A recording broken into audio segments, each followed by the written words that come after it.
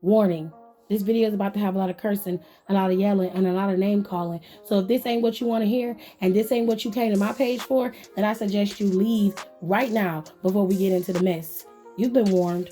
Jim the Gremlin Cornette has reared his ugly head again, talking about the women's main event at WrestleMania 37. And usually I just let him live and don't bother him and stay in my space and he stay in his.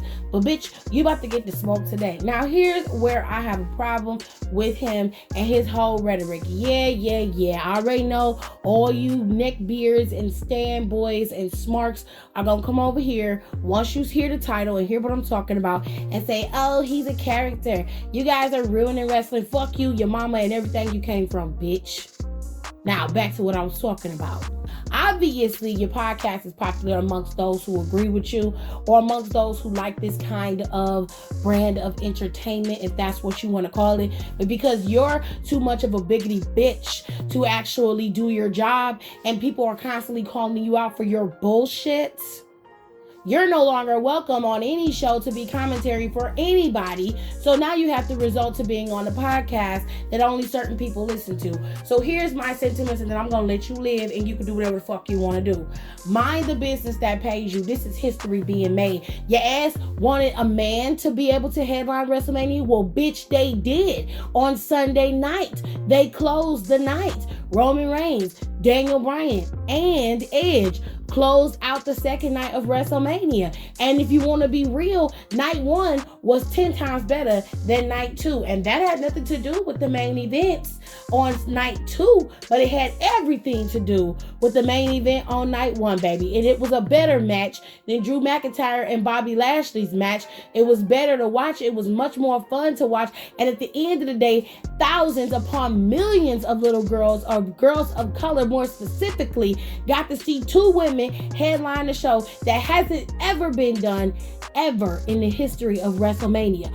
37 years WrestleMania has been happening, and there hasn't been a women's match like this in any way, shape, or form where a black woman was in it or even got an attempt to headline. And the fact that Sasha Banks and Bianca Belair was entrusted with that in itself is monumental. So you can kiss they ass, the darkest part of they ass, my ass, and every other female wrestling fan. You cum guzzling, gremlin faced, salty backed baby dick bitch. And I mean that with my whole chest. Oh, but don't worry. You won't have to worry about coming at me because I'm in character. Remember? This is all a character. This is a work. If you mad about the fact that the women headlined the show, it's cool. Take it up with the man who let it go on. Go on and call Vince McMahon. Make sure you grovel first, become a part of the Kiss My Ass Club, suck a little dick, lick a little ass, and then tell him how you feel since he values your opinion so much. But by the way, just know that the event has come and gone, and it is what it is, and history is made and it's done. So you can take your country ass back to whatever hole you crawled the fuck out of, you gremlin-faced gopher.